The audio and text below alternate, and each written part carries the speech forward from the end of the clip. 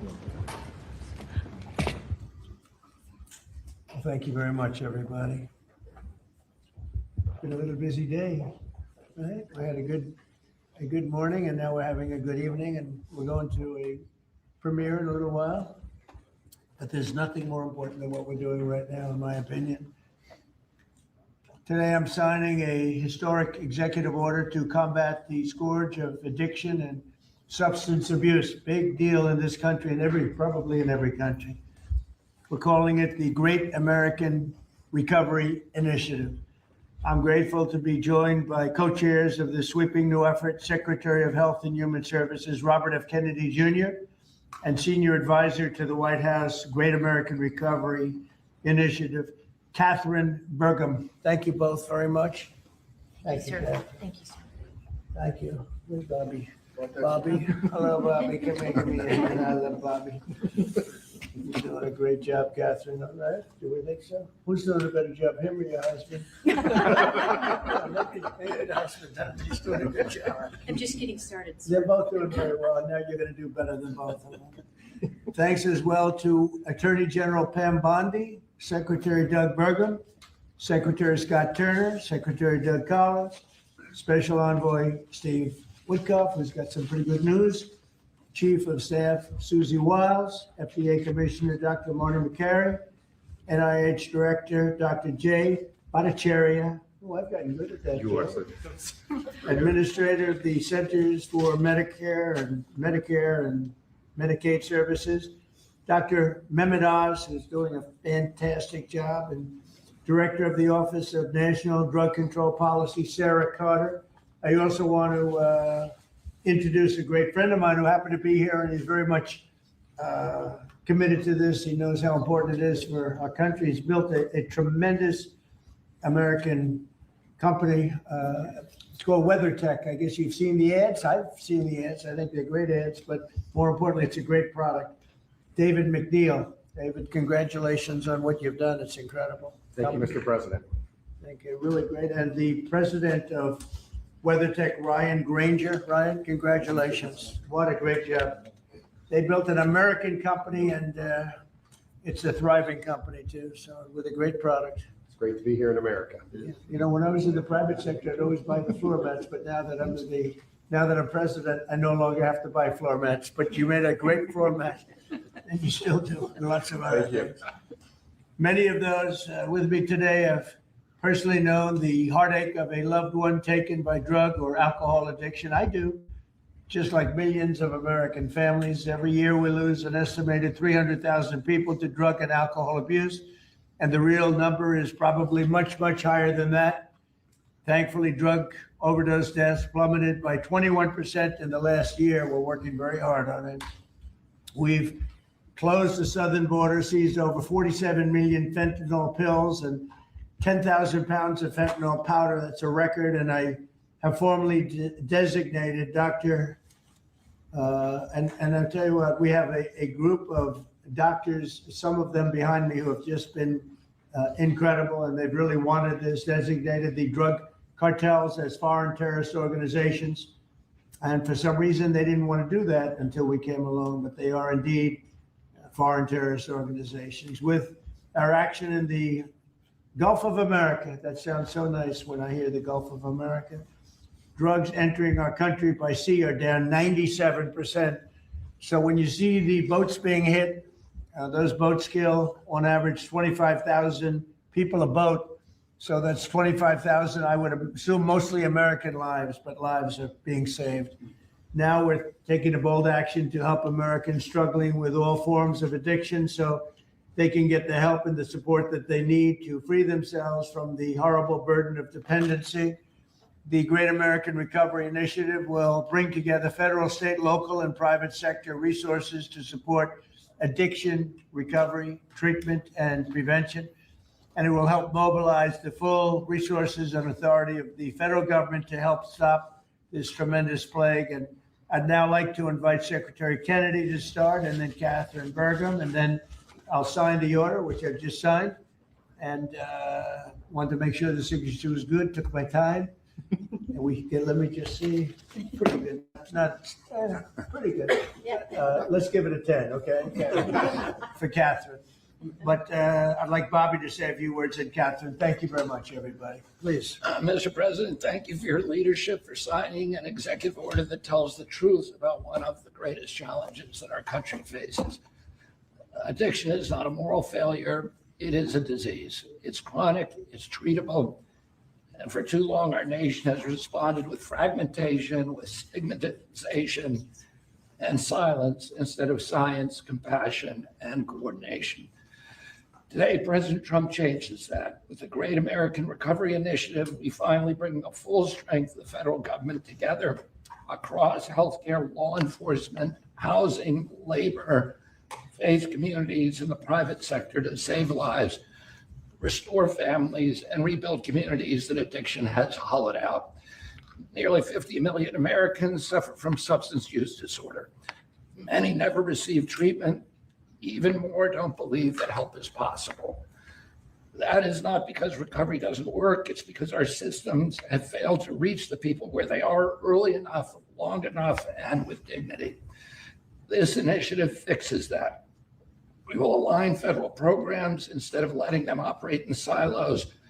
We will set clear, measurable goals and report honestly to the American people. We will use evidence-based care, modern science, and continuous support, just as we do for heart disease, diabetes, and other chronic illnesses. We will focus on prevention before addiction takes hold. We will intervene early. We will expand access to treatment that leads to real long-term recovery. And we will support re-entry because recovery does not end when treatment ends. It succeeds when people return to their families, their jobs, and their communities with purpose and with hope. As co-chair of this initiative alongside of Kathryn Bergum, whose leadership and commitment strengthens this work, I pledge urgency, accountability, and honesty. Kathryn and I share the experience of having been addicted and long-term recovery. But almost everybody in this room and almost everybody in our country has been touched by addiction.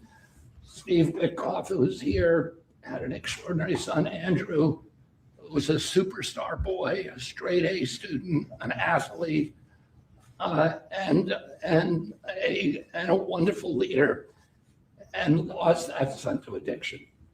President Trump has talked about his own families who had a struggle with addiction.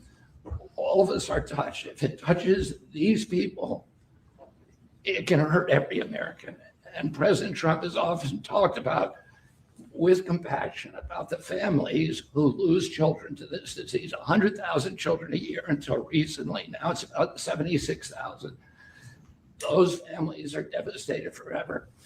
And the cost on it to our country, not only in dollars, but in just the malaise and the despair that it imposes, is incalculable. We are going to listen to states, localities, frontline providers, and tribal nations.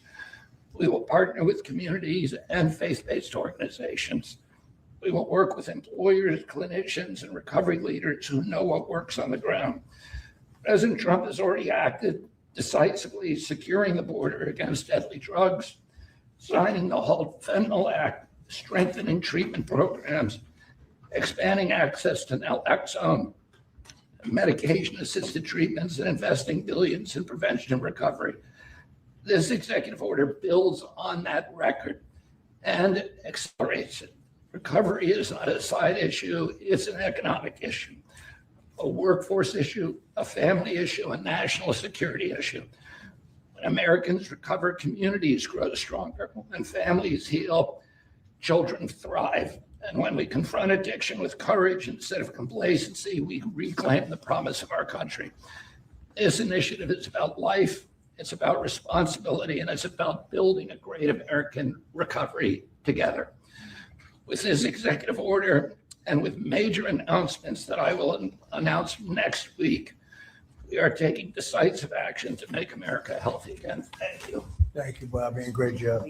And you're doing a fantastic. Fantastic. And I saw his wife yesterday, and she confirmed that he's doing a fantastic job. So she's on your side. You know that. She's great. And Oz, thank you for being here. We appreciate it. Kathryn, please, go ahead. Thank you, Thank Mr. President. Thank you so much. Your leadership today, relative to this announcement about the Great American Recovery, is a gift to all Americans who are suffering from the brain disease of addiction. I also want to thank First Lady Melania Trump for her leadership during your first administration, and now the work she's doing championing youth and children, especially related to foster care, where early trauma and instability are often consequences of the disease of addiction. Addictions touch this administration in real and profound ways.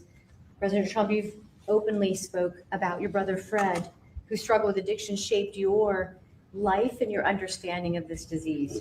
And Susie Wiles carries the lived experience of her father, the late, great Pat Summerall, whose recovery journey became a source of hope for millions. Vice President Vance has shared his story of his mother's battle and recovery. And as Secretary Kennedy just said, he brings his own lived experience, proof that recovery is not theoretical, it is possible. These stories matter because they are not isolated.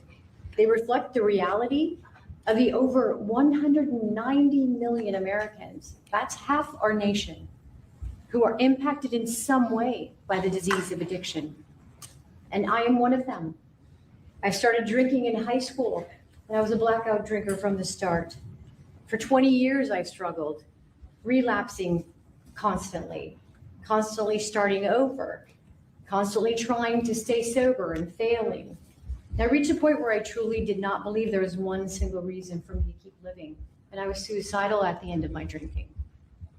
One day I was out walking alone. I didn't have faith. I wasn't religious, but something in me said I should ask for help.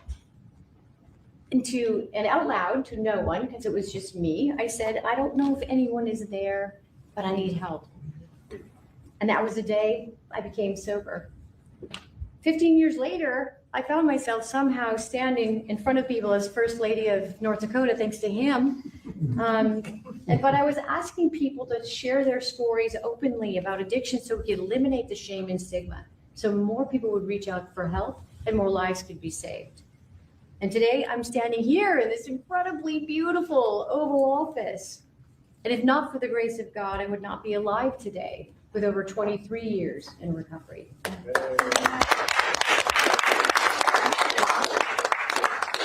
That's why I'm here, and my message is simple: never give up hope for recovery. Mr. President, I also want to thank you for allowing me to stand here with you today. I was in this building in 2017 when the administration announced the national response to the opioid crisis. And nearly a decade later, the crisis remains, and in many ways it has grown worse. Not because we lack compassion, not because we lack effort, but because we never fully align our system with the truth. Addiction is not a moral failure. It is not a character flaw, and it's not simply a behavioral issue. Addiction is a lifelong, chronic, relapsing medical disease as real as diabetes, cancer, and heart disease. And when we fail to treat it as such, we don't treat the disease, and we pay mightily for the consequences. Emergency rooms, jails, foster care, overdose deaths, and broken families. The Great American Recovery changes that. This initiative represents a fundamental shift from reaction to prevention, from fragmentation to coordination, from stigma to science, from short-term fixes to long-term recovery. And for the first time, we're aligning federal leadership across health, justice, labor, housing, veterans, social services, the faith office, and education around one single shared truth.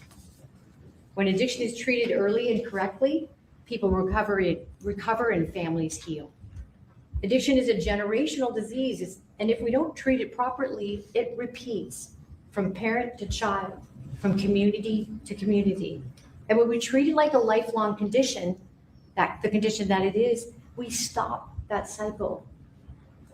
We save lives, we restore families, we rebuild communities, we return people to dignity, purpose, and productivity. Mr. President, thank you for seeing this moment clearly.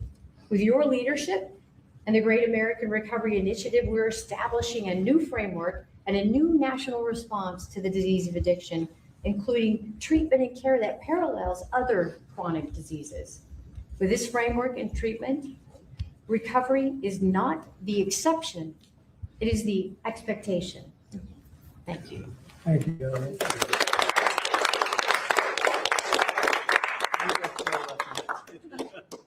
You know, I saw them riding horses in a video, and they said, "Who is that?" I was talking about her, not him. And they explained it. I said, "I'm going to hire him because anybody has somebody like you to be with. It's an amazing tribute, and it's a great couple, amazing couple." And she's very much a part of his big success. He was a fantastic success, as you know, having been one of the most successful business people. And I saw him campaigning, a great governor, two-term governor. He did a fantastic job, North Dakota. And he's done a great job. And I'll tell you what, Kathryn's a very big part of it. I see it. It's just really one of the fantastic couples. So I appreciate it. What a beautiful job you've just done. And I'm going to give this to you, and you can figure out what you're going to do with Bobby, you know. But let's have a good picture of the two of them and everyone else. And I'd like to ask Steve Whitcuff also to say a couple of words when we're finished, because he's a very special person who I knew very well, an incredible person. So if you don't mind, Steve, I'll ask you to do that in just a second. All right? Please, Bob.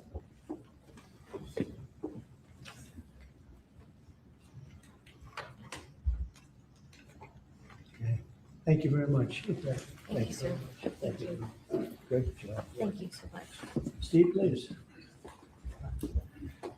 The president is doing the same thing to me now that he did to me in 2017. Do you remember, Kathryn? Yeah, we were sitting next to each other. Yeah. Yes. So I want to tell the story about this. So I came to the opioid conference, and the president did not know I was coming because I was invited by the First Lady. And he leaned over, saw me in the aisle, and he looked at me and he said, "Steve," and then he realized why I was there, because I had lost my son, Andrew.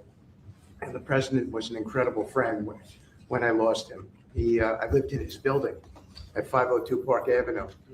And I remember when him and the First Lady came, and I talked about this all the time. And so he took my hand and he said to me, "Come on up to the stage and tell the world about your boy, Andrew." And of course, that was, something that was really meaningful to me, and I got through it. And I talk about it all the time. I talked about it on the campaign trail and so forth. He is a very special man. And he's begun and led the fight against opioid addiction and alcoholism. And Kathryn, I feel like we sort of bonded from that day. And it's just my blessing to work for you, sir. He's a special guy.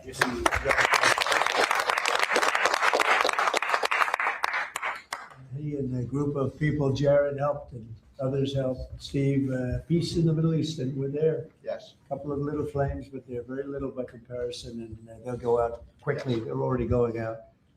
And he's now trying very hard to settle up with Russia and Ukraine, and I think a lot of progress is being made there. And I told that Russia's not doing any shooting for a period of time during this horrendously cold weather. Because of you. So we asked President Putin if they could stop the shooting for a week. They're being hit with proportionately the kind of cold that we're being hit. It's much colder in Ukraine to start off with, but it's really cold now. And he agreed to do that. We appreciated that very much. It's a nasty war. It's a nasty, nasty war. Would anybody else have anything to say? I can say that I am extremely late, but that's okay. Don't worry about me. Would anyone else have anything to say? Doug, you're doing a fantastic job. We appreciate it. Marty, you are really something special. Everyone's talking about you every time. If I don't mention Marty, Bobby always mentions it. So we have a great team. Jay, great. Marty, great. You guys want to say something? Thank you. Thank you. Well, historically, with addiction, the entire society has always been reactionary. And that's been the story of healthcare. But at the FDA, we are looking into incredible cutting-edge therapeutics, and we are being proactive, giving them vouchers when we see something that's promising to get an approval as quick as weeks in an era of a 10 to 12-year approval time. And the ultimate therapeutic is community, houses of worship, addressing loneliness. And so that's part of the MAHA agenda, thanks to Bobby's. Thank you, Mr. President. Thank you very much. Thank you. Jay? Mr. President, in 2018, you launched the HEAL initiative, helping to end addiction long-term at the NIH. It's paid fruit. It's yielded fruit. The ingenuity of small business has developed products that can deal with pain without opioids. The naloxone, which saves lives, Right. that was the fruit of NIH. And for the kinds of investments that are your administration that you made starting from from the first Trump term to now, will continue to pay dividends. The kind of research that the NIH is doing will help turn the tide, make people's lives so much better, restore families. All of the addiction that we've seen, 80,000 deaths we saw, and the huge spike in addiction deaths, during the first Biden term is going to be a thing of the past. I'm so proud to be part of And this. fellas, some great things happening, right? Yeah. Marty, it's great, really great things happening, I hear. And some pretty big announcements over a short period of time, right? Yep. Moving drugs over the counter so you don't need a prescription. You're right. Naloxone, which treats opioid, is one of those drugs. And we're being proactive with synthetic 7-OH, a new opioid that's showing up. And we're working with the DOJ on addressing that because chemists are coming up with new opioids faster than the government has been able to keep up. We're going proactive on these new chemicals. That's great. No, I hear fantastic things. Thank you all very much. We really appreciate it a lot. Thank you, Oz. You're doing a fantastic job. Thank you all very much. I appreciate it. Thank you, please. Thank you. Thank you, everybody. Thank you, Russ. Thank you, guys. Thank you, guys. Thank you, guys. Thank you, guys. Thank you, guys, for supporting. Thank you, Russ. Thank you, Russ.